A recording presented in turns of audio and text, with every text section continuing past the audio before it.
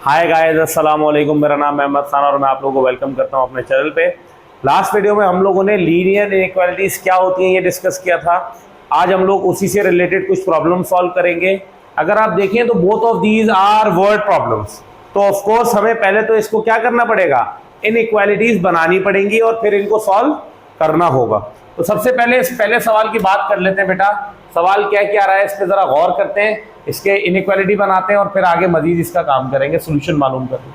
ठीक है, यहां पर ये सवाल में क्या क्या रहा है, ये कहता है a ticket cost how many dollars, 10.5 dollars. यानी एक टिकट की कॉस्ट जो है ना वो कितनी है, 10.5 डॉलर्स। ठीक है, कहते हैं form an inequality and find the maximum number of tickets which can be bought with 205 dollars. यानी हमारे पास 205 डॉलर्स मौजूद है, हमें मैक्सिमम नंबर ऑफ टिकट्स खरीदने।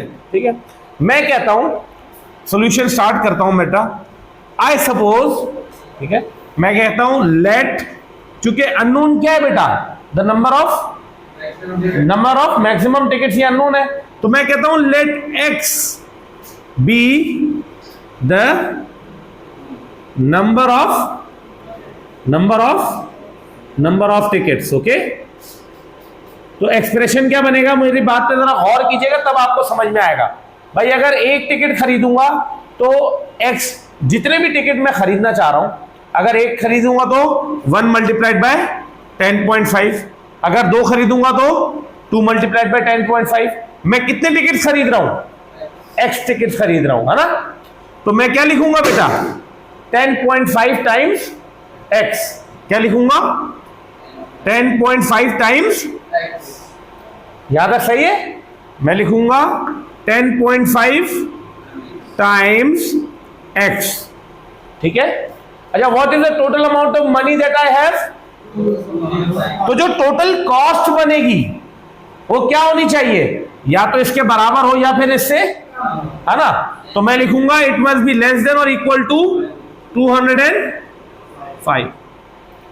तो हमने पहला काम तो कर लिया, उसने कहा था फॉर्म एंड इनइक्वालिटी, बना ली इनइक्वालिटी। यहां तक सही है, बात समझ आ गई। ओके, अब इसको सॉल्व कर लो। जैसे मैंने आपको बताया लास्ट वीडियो में, इनइक्वालिटी को सॉल्व करने का तरीका is the same as to solve an equation. सिर्फ डिफरेंस कब आएगा, जब हम नेगेटिव साइन मल्टीप्लाई, वो जब जरूरत होगी तो आई विल एक्सप्लेन इट। अभी यहां जरूरत आएगी तो वो बता दूंगा आपको। फिलहाल तो हमें x मालूम करना है, तो इस 10.5 को मैं क्या कर दूं, राइट पे शिफ्ट कर दूं। लेफ्ट पे बताओ ये x से क्या हो रहा है, राइट हैंड साइड पे जाके क्या होगा, डिवाइड होगा। यानी x इज लेस देन और इक्वल टू 205 डिवाइडेड बाय 10.5। मुझे जरा बताइए इसका आंसर क्या बनेगा बेटा।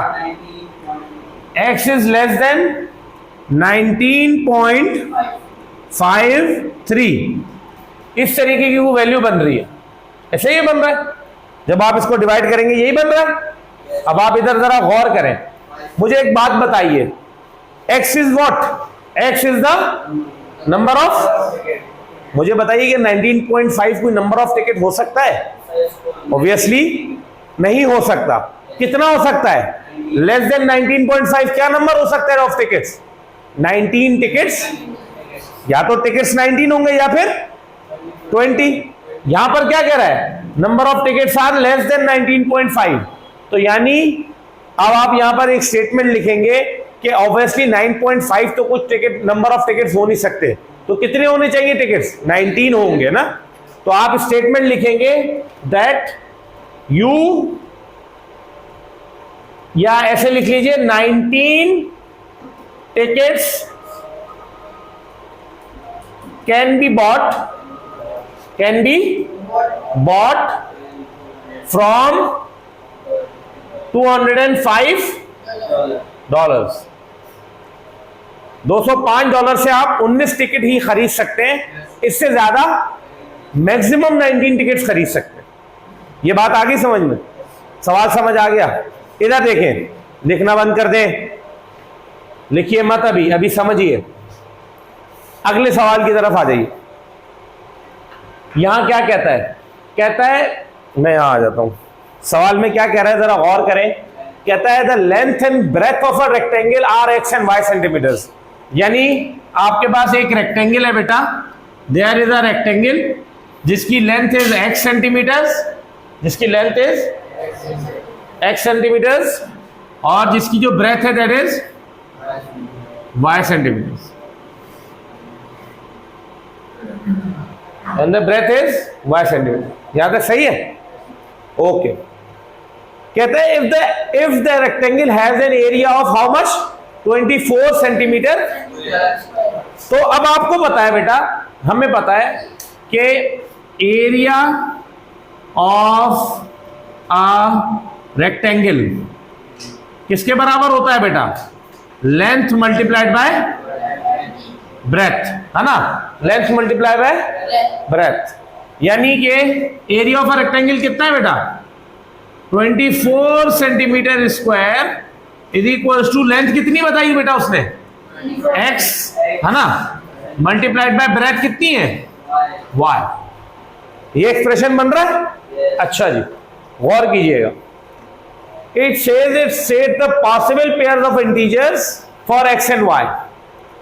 यानी ऐसी कौन सी वैल्यूज में x और y की ले सकता हूं जिसमें x is greater then y भी होना चाहिए। तो जरा चेक करते हैं, ठीक है? मैं क्या कहता हूं, मैं बोलता हूं आपसे फैक्टर्स बनाइए 24 के। क्या बनाइए? फैक्टर्स बनाइए। तो क्या बनेंगे फैक्टर्स ऑफ 24? क्या बनेंगे बेटा? 24 मल्टीप्लाइड बाय 1, है ना? 24 मल्टीप्लाइड बाय 1। और कौन से फैक्टर्स बन सकते हैं? 12 मल्टीप्लाइड बाय 2। इसी तरह सॉरी 8 मल्टीप्लाइड बाय 3 और 6 मल्टीप्लाइड बाय 4। ओके, उसके बाद कुछ नहीं बनेगा। फिर वो यही पेयर बन जाएंगे ना, 4 multiplied by 6, 3 multiplied by 8, same pair भी बन जाएंगे आपके पास, है ना? लेकिन उसने आपको यहां पर एक और कंडीशन भी दे दी है, अगर आप गौर करें। वो कह रहा है possible pair of integer values for x is greater than y. X बड़ा होना चाहिए, तो पॉसिबल पेयर्स क्या बनेंगे बेटा? Possible pairs of x and y are, अगर तो अब पॉसिबल पेयर पहला क्या है? एक्स बराबर किसके हो और y किसके बराबर हो? x is equal to 24 and y is equal to 1। दूसरा पॉसिबल पेयर क्या है बेटा? x is equal to 12 and y is equal to, शाबाश। थर्ड पॉसिबल पेयर क्या है बेटा? शाबाश, and y is equal to, okay. And the fourth possible pair and y is equal to, इसी यही 4 पेयर बनेंगे और तो कोई पॉसिबल वैल्यूज नहीं है। तो ये है बेटा solution of the second question. हर आपने स्टेटमेंट को आपने अपनी नजर के सामने रखना है ताकि मिस्टेक ना हो। जैसे यहां पर क्या क्या कहा उसने? एरिया बताया, फिर कहा इंटीजर वैल्यूज होनी चाहिए, फिर कहा पेयर्स होने चाहिए, फिर कहा x must be greater than y. तो हमने सब चीजों को अपनी मद्देनजर रखते हुए, अपने सामने रखते हुए हमने सॉल्यूशन को फाइंड आउट किया। आगे बात समझ में बेटा, ठीक है बेटा? अगर कोई भी सवाल आपके ध्यान में मौजूद हो इस टॉपिक के हवाले से तो आप कमेंट बॉक्स में पूछ सकते हैं। इंशाल्लाह नेक्स्ट वीडियो में मजीद हम लीनियर इनइक्वालिटीज के सवाल सॉल्व करेंगे। अगर कोई भी सवाल है तो कमेंट बॉक्स में पूछिए, वीडियो को लाइक करें, चैनल को सब्सक्राइब करें। आपका अपना मैं Khan from the channel tutor and mentor signing off. Thank you, खुदा हाफिज़।